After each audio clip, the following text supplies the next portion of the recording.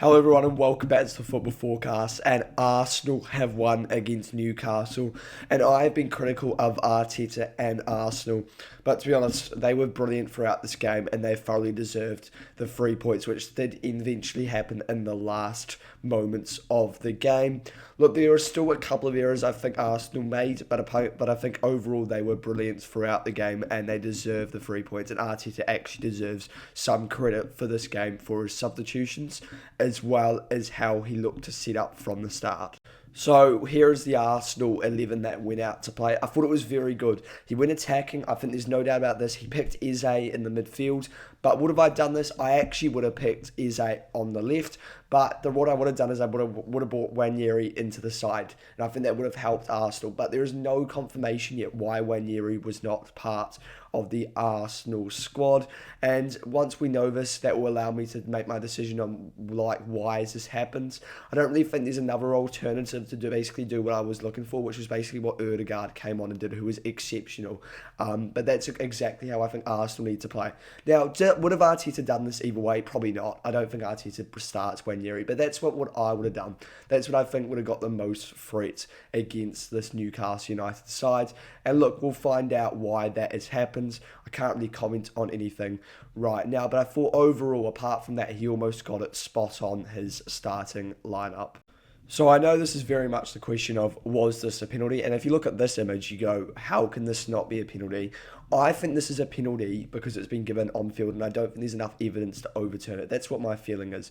Look, I understand why it's been overturned, though. I don't think it's like an outrageous decision. The reason it's been overturned is because Nick Pope actually gets the ball, and then he fouls him. So it's very much like in the challenge in if you're outfield where you net the ball and then you sort of take the legs out after. I think that's fine. I think that's understandable for why that's been overturned. Do I think there was enough factors to overturn it? I'm not sure. I also think Gyökeres dives. That's what I think. I think Gyökeres throws himself to the floor. I get it, footballers throw themselves to the floor, but I think it just, I feel like if he didn't throw himself to the floor as much, you know what, it may have actually been given, because I don't think that helps his case at all, just absolutely throwing and flopping himself to the floor.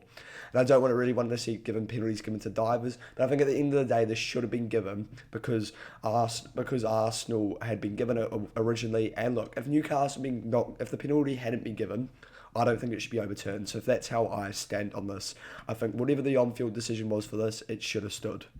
And look, some people still criticise this Arsenal performance, saying it was too late, it was too this. At the end of the day, going to St James's Park and winning is incredibly impressive for any team. I don't care how you do it, I really don't, because I think St James's is a really difficult place to go. I get it. I get that they're not at their best right now, but Newcastle away has always been a tough fixture, and it is a good team that Newcastle have got. Look, Hal made mistakes, I think, today. Hal didn't quite get it right today, and that is why Newcastle didn't win. But I thought Newcastle would win, but I think Arteta almost got it spot on, and that's why.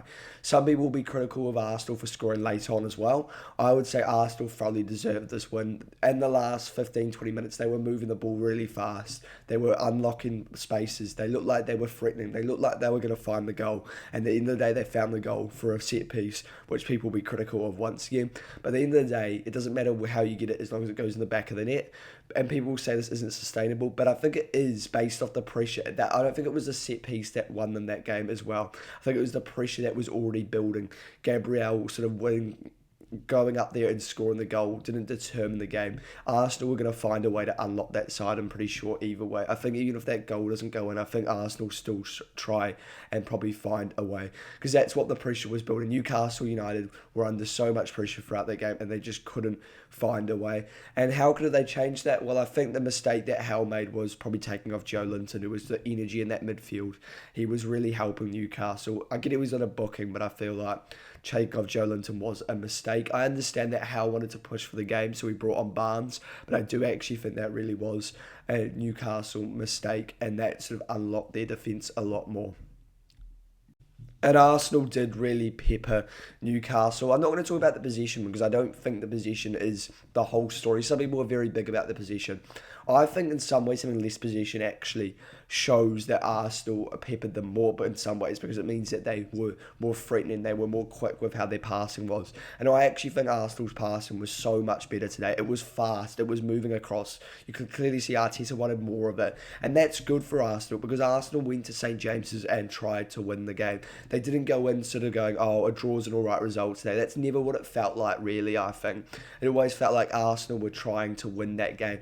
They even when it was 0-0, where I've been saying, oh, as soon as Arsenal go 1-0 down, they really just sort of starting to try and attack more. That's not what I felt like this game was actually. I felt Arsenal from minute one looked to go on and win this game, and that has resulted in sort of the dominance that we saw today.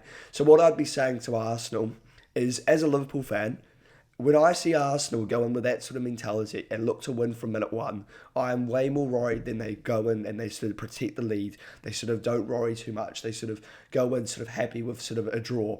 If Arsenal go like that into most games, or every game, which they should be, then Arsenal could definitely challenge us for the league title. I don't think there's any doubt about that. And we're only 2 points clear of them. This was a massive result for this weekend. If we flip the results and Arsenal lose this weekend, which could have happened for sure, and we won this week in Liverpool, then I think the title race looks almost done. Now they're 2 points behind, and the equation has completely changed. And I also think the Arsenal performance is almost more important than the points. They've shown that they can actually go to these sort of grounds and dominate, and they did dominate today, and they thoroughly deserve that 3 points. What performances are worth outlining for Arsenal? Well, I think the first one's obviously Gabriel, who, despite making that mistake, I think completely made up for it. Raya, I think, was good. Timber was good. Rice was good. Eze, I think, still is struggling, and that's the 10. I like Eze in the 10, but I think he's still struggling in those sort of pockets. I think he is still better off the left right now. I thought Saka was decent. I thought Gyökeres wasn't good again, though. I think this is still an issue that I think is still worth outlining. I think Arteta may switch to Havertz when he becomes fit, or Gabriel Jesus, because I'm just not convinced Gyökeres is providing what sort of Arteta wants from his striker. Looking at the sort of other players that came on for Arsenal, I think Saliba was fine. Merino obviously got the goal. Ødegaard and Lewis Scully were brilliant, considering they didn't get a lot of time on the pitch. I thought Ødegaard especially was so good today. I really did think Ødegaard deserves all the praise. I think he came on and did exactly what he needed, and I think if Ødegaard started, which obviously I don't think he was fit to do, I think Arsenal would have been even better. So here was the Newcastle United's lineup, and what do I think about player ratings for them? Well, there's no doubt I don't think Newcastle United played once again to their full potential, but just to highlight a couple of performances, I thought Livramento was good. I thought Pope was really good. I don't think there's anything Nick Pope could have done for many of the goals. I think Tonali was great. I think Joe Linton was very good for Newcastle today. Really the difference for me why those goals started going in at the end was that Joe Linton substitution. I don't know if that goal goes in with Joe Linton is there to sort of provide his energy in the last couple of moments. I thought Murphy was a real threat. I thought Woltemade was a real threat. And he took off his whole front three. I don't know about that. Maybe take off one, maybe two.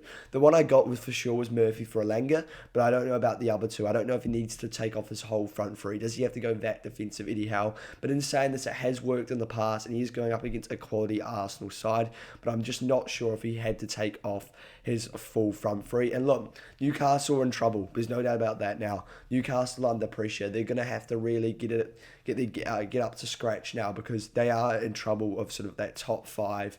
Look, Chelsea. Look, the teams around them aren't playing well, like Chelsea, the Spurs. Spurs didn't play well this weekend. So they've got a bit of a reprieve basically because other teams aren't playing well. But teams like Crystal Palace can threaten Newcastle's European ambitions. And also 2 games a week. This was a sort of game where they were able to rest in the cup and then go really heavy for this game. So I think they'll be disappointed that they haven't taken anything from this game, because I really think they could have and they probably should have, but they didn't have a good enough performance today. And back to the tactics board for Eddie Howe. Let me know your thoughts on this game, the video. Are you in agreement with me? Do you think Arsenal thoroughly deserve the 3 points? That's what I think. If not, why do they not deserve the 3 points? And are Arsenal in a title race stage? Do you think they can win the league? Because I'm more convinced that Arsenal can win the league than I was last weekend after watching that City performance. Let me know, and if you enjoy this video, it'd be great if you could subscribe.